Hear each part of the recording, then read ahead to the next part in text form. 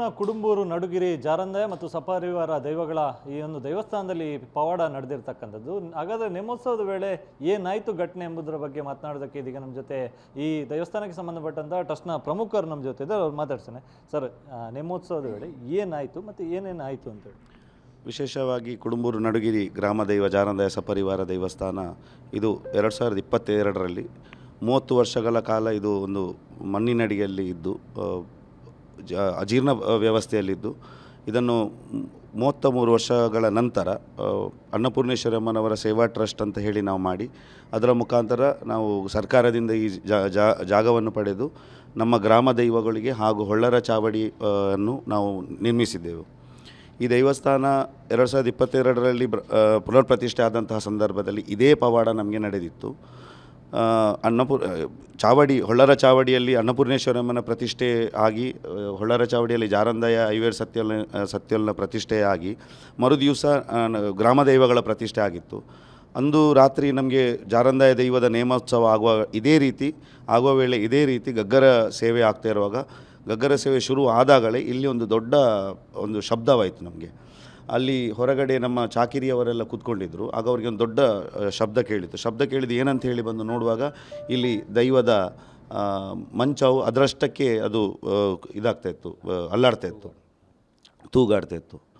ಇದನ್ನು ಕಂಡ ನಾವೆಲ್ಲ ತುಂಬ ಸಂತೋಷ ಪಟ್ಟೆವು. ಯಾಕೆಂದರೆ ಗ್ರಾಮ ದೈವಗಳನ್ನು 30 ವರ್ಷಗಳ ನಂತರ ಒಂದು ಹೊಳ್ಳರ ಕುಟುಂಬಸ್ಥರು, ಗ್ರಾಮಸ್ಥರು, ಕೈಗಾರಿಕಾ ಉದ್ಯಮಿಗಳು ಹಾಗೂ ಪರವೂರ ದಾನಿಗಳ ಸಹಕಾರದಿಂದ ಇದನ್ನು ಪುನರ್ನಿರ್ಮಿಸಿದಾಗ ನಮಗೆಲ್ಲರಿಗೂ ಒಂದು ಅತಿ ಸಂತೋಷದ ಒಂದು ಸಮಾರಂಭ ಆಗಿತ್ತು. ಯಾಕೆಂದರೆ ದೈವಗಳು ಇಲ್ಲಿ ಬಂದು ಪ್ರತಿಷ್ಠೆ ಆಗಿದೆ ಎಂಬಂಥ ಒಂದು ಸಂದೇಶವನ್ನು ಜಾರಂದಯ ಉಯ್ಯಾಲೆ ಮುಖಾಂತರ ನಮಗೆ ತೋರಿಸಿದರು.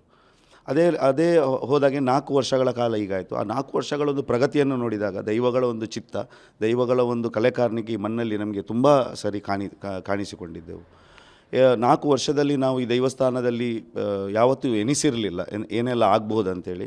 ಆದರೆ ದೈವಗಳ ಚಿತ್ತದಿಂದ ನಮಗೆ ಅದಕ್ಕೆ ಬೇಕಾದಂತಹ ಬೆಳ್ಳಿ ಬಂಗಾರ, ಅದಕ್ಕೆ ಬೇಕಾದಂತಹ ಆಭರಣಗಳು ಎಲ್ಲ ಮಾಡಿದ ನಂತರ ನಮಗೆ ಒಂದು ಪವಾಡ ರೀತಿಯಲ್ಲಿ ಬಂಡಿ ಆಗುವಂತಹ ಒಂದು ಸನ್ನಿವೇಶ ನಾವು ನೋಡಿದ್ದೀವಿ. ಜಾರಂದಯ ದೈವದ ಗಗ್ಗರ ಸೇವೆ ಆಗುವಾಗ ಕಳೆದ ವರ್ಷಕ್ಕಿಂತ ಮೊದಲ ವರ್ಷ 2 ವರ್ಷದ ಹಿಂದೆ ಜಾರಂದಯ ದೈವದ ಗಗ್ಗರ ಸೇವೆ ಆಗುವಾಗ ಜಾರಂದಯ ಸ್ವತಃ ಬಂದು ಇಲ್ಲಿ ಸೋಮಯಾಜಿ ಎಸ್ಟೇಟ್ನ ಓನರ್ ರಘುನಾಥ್ ಸೋಮಯಾಜಿ ಸರ್ ಬಂದಿದ್ದರು. ಅವರು ನಿಜವಾಗಿಯೂ ಯಾರಿಗೂ ಪರಿಚಿತರಿರಲಿಲ್ಲ. ಅಂದರೆ ನಮಗೆ ಪರಿಚಿತರಿದ್ದರು. ಅವರೊಂದು ಸೈಡಲ್ಲಿ ಕೂತ್ಕೊಂಡಿದ್ದರು. ಜಾರಂದಯ ಗಗ್ಗರ ಸೇವೆ ಮಾಡ್ತಾ ಬರುವಾಗ ಇಲ್ಲಿ ಅವರನ್ನು ಕಂಡು ಅವರ ಹತ್ರ ಬಂದು ಒಂದು ಕೈ ಭಾಷೆಯಲ್ಲಿ ಹೀಗೆ ಕೇಳಿತ್ತು, ನನಗೆ ಒಂದು ಬಂಡಿಗೆ ಬೇಕಾ. ನಾವು ಎನಿಸಿರಲಿಲ್ಲ ಇದನ್ನು ನಾವು ಅವರ ಹತ್ರ ಹೇಗೆ ಹೇಳ್ಬೋದು. ಯಾಕೆಂದರೆ ಬಂದಂಥ ನೆಂಟರು ಅವರ ಹತ್ರ ಒಮ್ಮೆಲೆ ನಾವು ಅದನ್ನು ಭಾರ ಹಾಕುವಂತಹ ಪರಿಸ್ಥಿತಿ. ಯಾಕೆಂದರೆ 8-9 ಲಕ್ಷ ರೂಪಾಯಿ ಖರ್ಚಿದೆ, ಅದಕ್ಕೆ ವೆಚ್ಚ ಇದೆ. ನಾವು ಹೇಳುವಾಗ ಅವರು ಅದನ್ನು ನಾನು ಮಾಡ್ತೇನೆ ಅಂತ ಹೇಳಿಲ್ಲ. ಅವರು ನಾವು ಹೇಳಿದೆ ಹೀಗೆ ದೈವ ಕೇಳ್ತಾ ಉಂಟಂತೇಳಿ. ಅದಾದ ನಂತರ ಗಗ್ಗರ ಸೇವೆ ಆದ ನಂತರ ಅವರು ಹೋದರು ಹೊರಗೆ. ಒಂದು ಪವಾಡ ರೀತಿಯಲ್ಲಿ ಆ ಜಾರಂದಯ ಅವರ ಗಾಡಿಯಲ್ಲಿ ಪಾರ್ಕಿಂಗಿಂದ ತೆಗಿಲಿಕ್ಕೆ ಆಗಲಿಲ್ಲ. ಒಂದು 20 ನಿಮಿಷಗಳ ಕಾಲ ಅವರ ಗಾಡಿ ಪಾರ್ಕಿಂಗಲ್ಲಿ ಬ್ಲಾಕ್ ಆಯಿತು. ಅಷ್ಟೊತ್ತಿಗೆ ವಜ್ರದೇಹಿ ಮಠದ ಗುರುಪುರದ ವಜ್ರದೇಹಿ ಮಠದ ಸ್ವಾಮಿಗಳಿಲ್ಲಿ ಬಂದಿದ್ದರು. ಅವರು ಇಲ್ಲಿಂದ ಹೊರಡುವಾಗ ಏನು ಹೈವೇ ಇದು ಎಂಟ್ರೆನ್ಸಲ್ಲಿ ಹೋಗುವಾಗ ಇವರು ಹೇಳಿದ್ರಂತೆ ಸೋಮಾಜಿ ಸರ್ ಹತ್ರ, ಎಂಥ ಅದೃಷ್ಟವಂತರು ನೀವು ಸೋಮಾಜಿ ಅವರೇ, ದೈವ ಬಂದು ನಿಮ್ಮ ಹತ್ರ ಒಂದು ಬಂಡಿ ಕೇಳಿತಲ್ಲ ಅಂತೇಳಿ. ಇವರಿಗೆ ಅದೊಂದು ಆಶ್ಚರ್ಯವಾಯಿತು. ಸ್ವಾಮಿ ಹೇಳಿದ್ರು, ನೀವು ಯಾವುದೋ ಒಂದು ಜನ್ಮದ ಪುಣ್ಯ ಮಾಡಿದ್ದೀರಿ, ಹಾಗಾಗಿ ನಿಮ್ಮ ಹತ್ರ ದೈವ ಬಂದು ಇದನ್ನು ಕೇಳಿತಂತ ಹೇಳಿದರು. ಅದಕ್ಕೆ ಇವರು ಮರುದಿವಸ ನಮ್ಮ ಟ್ರಸ್ಟಿನ ಕಾರ್ಯದರ್ಶಿ ಆದಂಥ ಸುಂದರ್ ಬಿ ಅವರಿಗೆ ಫೋನ್ ಮುಖಾಂತರ ತಿಳಿಸಿದರು. ಅದು ಬಂಡಿ ಏನಾಗಬೇಕು ಅದನ್ನು ನಾನು ಕೊಡ್ತೇನೆ, ಸಂಪೂರ್ಣ ವೆಚ್ಚ ನಾನು ಕೊಡ್ತೇನೆ, ನೀವು ಅದನ್ನು ಮಾಡಿ ಅಂತೇಳಿ. ಹಾಗೆ ಆ ಬಂಡಿಗೆ ಅವರ ಒಪ್ಪಿಗೆ ಕೊಟ್ಟಾದ ನಂತರ ಇನ್ನೂ 2 ಬಂಡಿ ಆಗಬೇಕು. ಆಗ ನಾವು ಯೋಚನೆ ಮಾಡ್ತಿದ್ವಿ ಏನಂತೇಳಿ. ಆಗ ನಾನು ನನ್ನ ಅಮ್ಮನ ತಮ್ಮ ದಿವಾಕರ್ ಶೆಟ್ಟಿ ಅವರ ಹತ್ರ ನಾನು ಮತ್ತು ಅವರು ಪರ್ಸನಲಾಗಿ ಮಾತಾಡುವಾಗ ಅವರು ಹೇಳಿದರು, ನಾನು ಅದನ್ನು ಯಾವತ್ತೇ ಎಣಿಸಿದ್ದೇನೆ, ನನ್ನ ಪಿಲ್ಚಂಡಿಗೆ ನಾನು ಬಂಡಿ ಕೊಡಬೇಕಂತ ನನ್ನ ಮನಸ್ಸಲ್ಲಿ ಉಂಟು, ನಾನು ಅದನ್ನು ಕೊಡ್ತೇನೆ ಅಂತೇಳಿ ಅವರು ಒಪ್ಪಿದರು.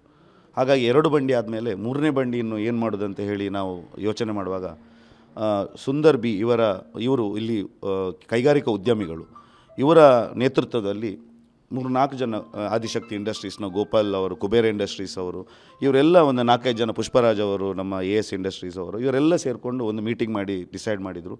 ಅದು ಏನಾದ್ರೂ ಅದನ್ನು ನಾವು ಜವಾಬ್ದಾರಿ ತಗೊಳ್ಳೋಣ, ನಾವೆಲ್ಲ ಸೇರಿ ಇದನ್ನು ಕೈಗಾರಿಕಾ ಉದ್ಯಮಿಗಳ ಒಂದು ಕೊಡುಗೆಯಿಂದ ನಾವು ಆ ಬಂಡಿ ಮಾಡಿಸೋಣ ಅಂತ ಹೇಳುವಂಥ ಒಂದು ಯೋಚನೆ ಬಂತು. ಹಾಗಾಗಿ 3 ಬಂಡಿ ಏಕಕಾಲದಲ್ಲಿ ಪ್ರಶ್ನಚಿಂತನೆಯಲ್ಲೂ ನಮಗೆ ಅದು ಕಾಣಿಸಿ ಬಂದಿತ್ತು. ನಿಮಗೆ ಈ ಕ್ಷೇತ್ರಕ್ಕೆ ಬಂಡಿ ಆಗ್ತದೆ ಅಂತೇಳಿ ಅದೇ ಲೆಕ್ಕದಲ್ಲಿ ನಮಗೆ ಅದು ಅಚ್ಚರಿ ರೀತಿಯಲ್ಲಿ ನಮಗೆ ಮೂಡಿ ಬಂತು.